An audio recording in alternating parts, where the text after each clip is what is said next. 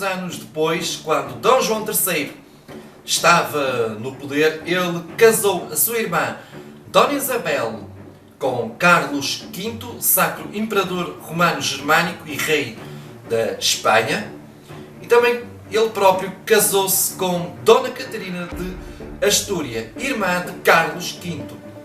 No que se refere ao Império, neste reinado assistiu-se ao início da colonização do Brasil, ao abandono de boa parte das praças marroquinas, às primeiras tentativas da colonização de Angola e à expansão do Estado da Índia no Oriente. Em meados do século XVI, a França começou a tentar povoar certas regiões do Brasil.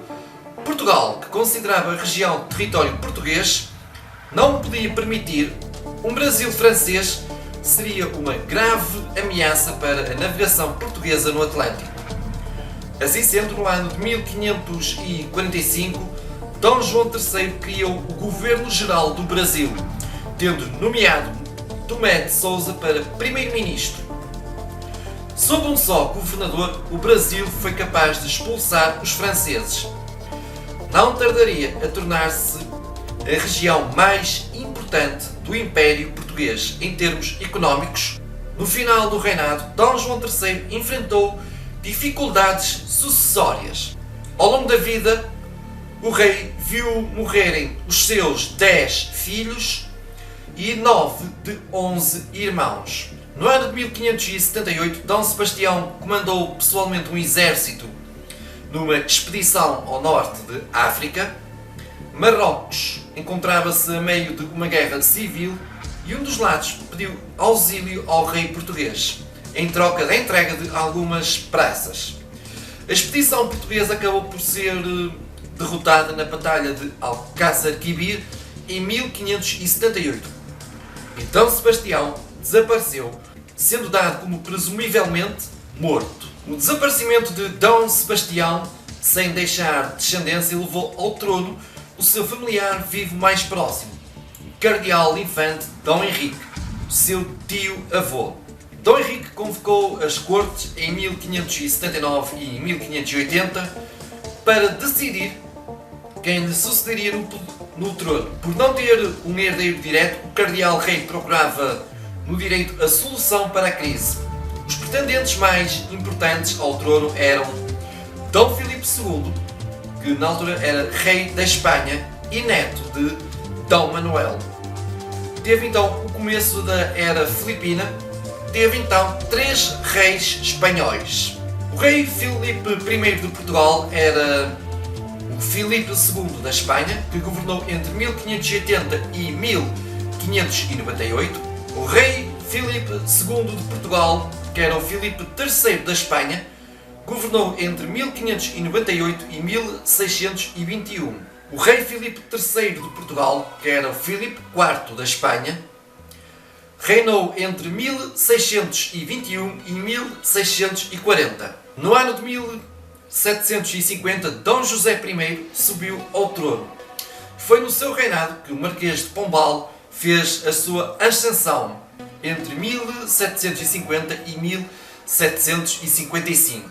No dia 1 de novembro de 1755, entre as 9h30 e as 10 menos 20 da manhã, deu-se o terremoto de Lisboa, seguido de um tsunami que destruiu quase toda a Lisboa. O Marquês de Pombal foi responsável pela construção da cidade, cobrando mais impostos ao Brasil. Durante o seu reinado, Dom José I fez 2 grandes coisas.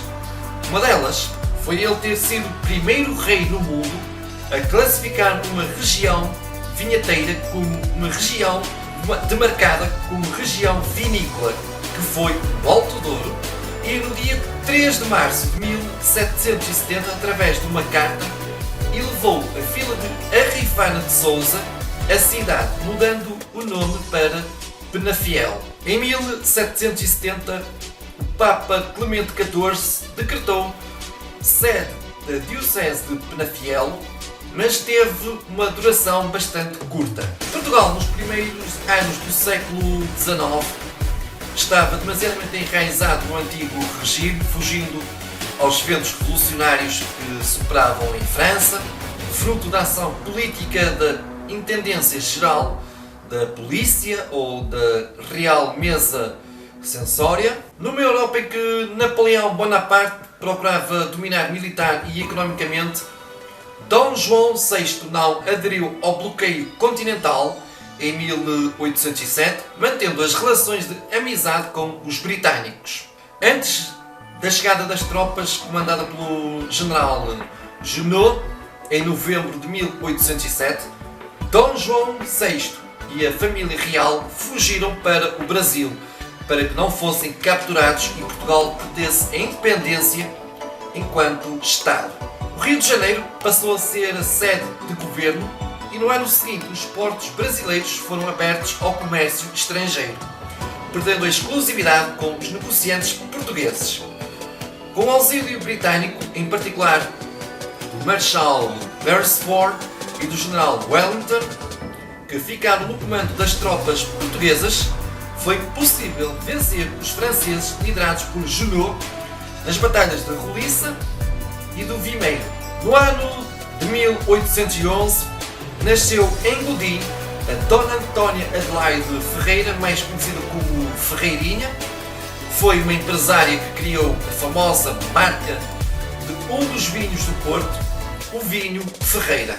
Um século depois da descoberta do ouro e dos diamantes do Brasil e de desenrolar da independência de Portugal, o grito do Ipiranga e a consequente independência geraram um período de grave crise económica em Portugal. Como a consequência da fuga da corte para o Brasil e da abertura dos portos brasileiros a todas as nações amigas, fez com que Portugal perdesse o monopólio de matérias-primas e produtos alimentares, trazendo então a miséria aos burgueses portugueses.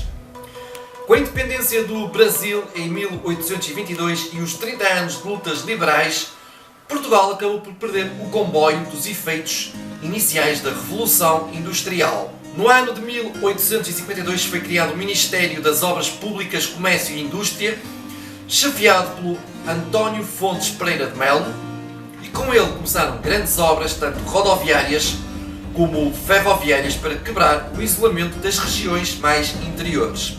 No dia 28 de outubro de 1856 foi inaugurado por Dom Pedro V o primeiro troço ferroviário em Portugal, que unia Lisboa ao Carregado. No ano de 1861, o empresário britânico Joseph Forster morreu por afogamento no Rio Douro após a embarcação onde ele e a Dona Antónia Adelaide Ferreira seguiam embateu no Caixão da Valeira. Dona Antónia foi uma das pioneiras que investiu para a demolição do caixão.